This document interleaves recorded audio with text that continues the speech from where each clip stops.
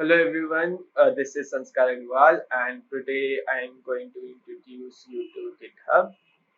So before knowing about GitHub, you should be first knowing about what a VCS is and what Git is. So a VCS stands for Version Control System. A VCS keeps track of the changes that you make to your files. By enabling a VCS, you can know what changes were made to your project, when were those changes made, and who made them. So VCS basically, how does it help coders, right? How does it help developers? So it makes collaboration easier. Now, you must have used Google Docs at some point of your project or your assignment. So what happens there is you have a common file on Google Docs, and basically you can collaborate easily by changing it, and the changes are reflected in others' files as well, right? So that you can think of as an example of application of VCS. Now, what is Git, right?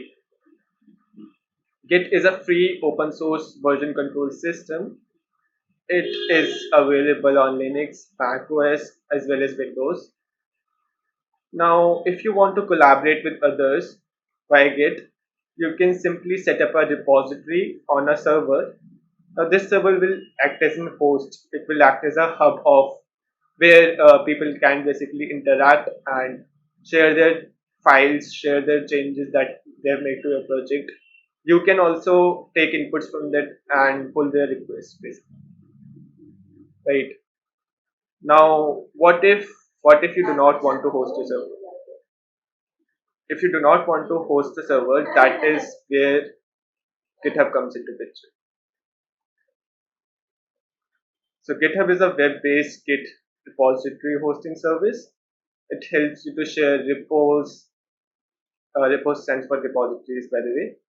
It helps you share repos, copy them, clone them into your local machine, and work upon them just like a usual file. Now, you must be wondering what a repository is. So, repos you can think of as a container or a folder of your project. Repos can contain codes, databases, pictures, anything and everything that you want and require for your code. Now, that was a bit of theory that you must be knowing if you wanted to learn GitHub.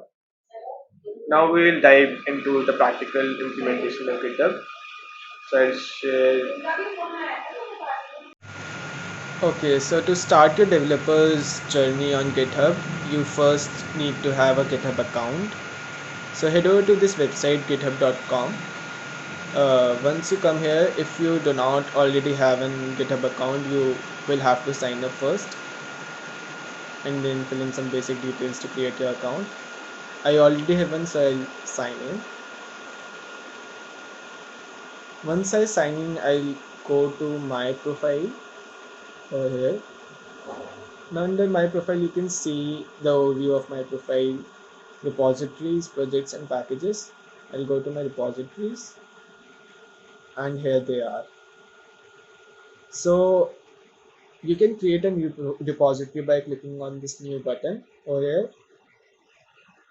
Now for the sake of this video, I'll be using GitHub Desktop instead of github.com because that is an interface that I personally prefer over github.com. So you just need to go to desktop.github.com and download it for Windows or Mac OS, whichever you are having. So once you download it, install it, and you basically have to open it. So once you open it, you will be asked to sign in. So you have to sign in and continue with your browser. Open GitHub Desktop. Yep. So it has signed me in, and now I can see all my repositories over here, right? And this is current data branch. Now I'll not be covering branch in this video because it is having a bit more details, and this one is just an introductory session. Now we also have this fetch origin option. fetch origin is nothing but just like a refresh button to know if there is any change in your repository or not. Now go to this file button and click it. You'll see these three options: new repository, add local repository, and clone repository. So to create a new repository, I'll click on new repository. I have to name my repository. I'll name it GitHub demo. Then adding description is not necessary, so I'll skip it for now. Now local path. So this is the path where my GitHub repository will be stored in my local machine. So I have this path document / GitHub, where this repository will be stored. You can choose any other location as well. Now we have an option to create a README file. So I will recommend that you always create README files. README files are super important. These are the files. So whenever you are showcasing your project to anyone, these are the files that someone reads first. So it covers everything. It covers the introduction to your project, what you are exactly doing, all the processes and all. So make sure you create a README file whenever you are making a project. Now we have this git ignore and license options. Git ignore are basically those files which are ignored by GitHub for any updates. And we obviously have some licenses. I'll set it to none for now, and I'll create the repository. So as soon as I create repository, I'll go to my file explorer and documents, GitHub, and here it is. So you can see we have a new folder called GitHub demo. Once you open it, you can see the git attributes file as well as a readme which you just created. So I'll open it, and now I'll add a new line. So let's add, this is a demo readme file, yeah, something like that. So I'll save this file. Oh yeah, before saving it, just creating the repository is not enough. So you have to go to GitHub Desktop, and to actually be able to use to publish it on GitHub, you have to publish this repository. So I'll publish this repository, and it will be asking what name do you want for your repo. So I'll name it the same, GitHub demo, and I'll publish repository. You also have this option to keep it private or public. So I'll recommend you to mostly keep it public. Here I've ticked it because I want it private for now. So when I go back to my GitHub account and refresh it, yeah, so here you can see that I have one more repository. Here it is, GitHub demo. Once I open it, I can see this readme file and git attributes file, right? So here's my GitHub demo, and there's one contributor, that is me only. So now what happens with GitHub is, I'll change this readme file. I'll name it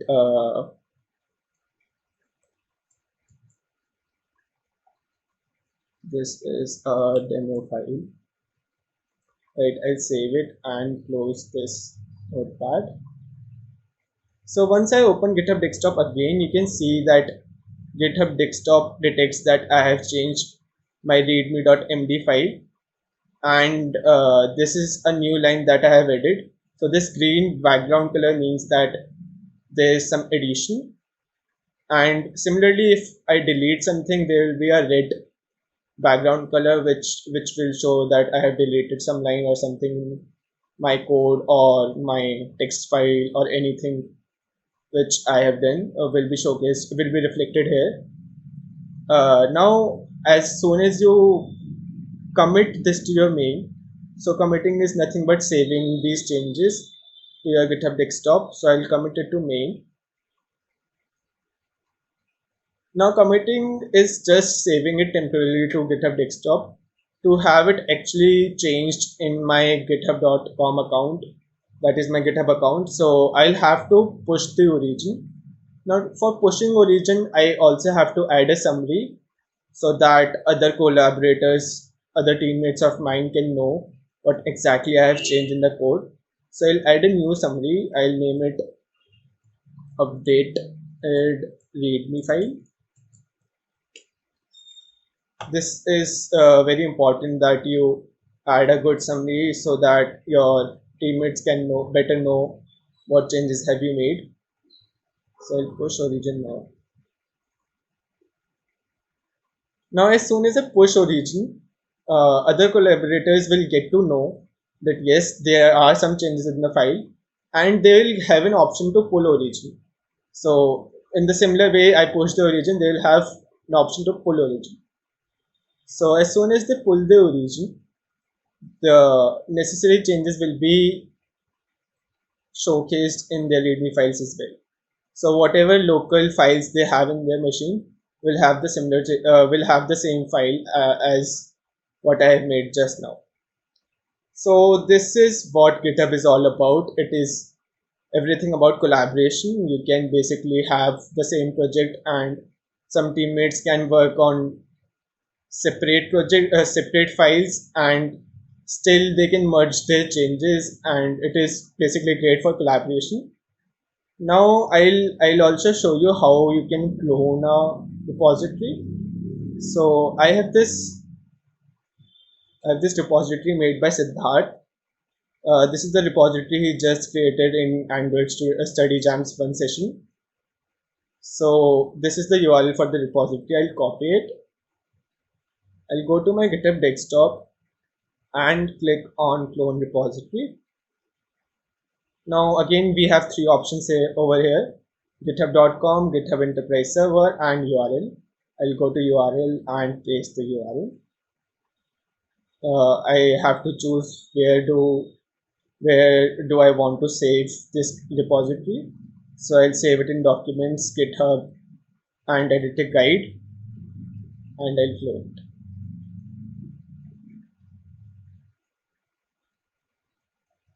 Great.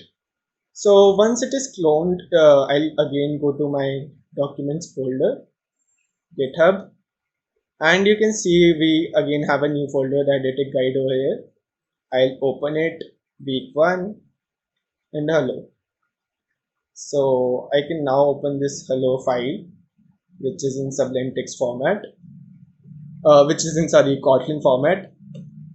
So I'll add a comment over here that this demo code for study champs, right?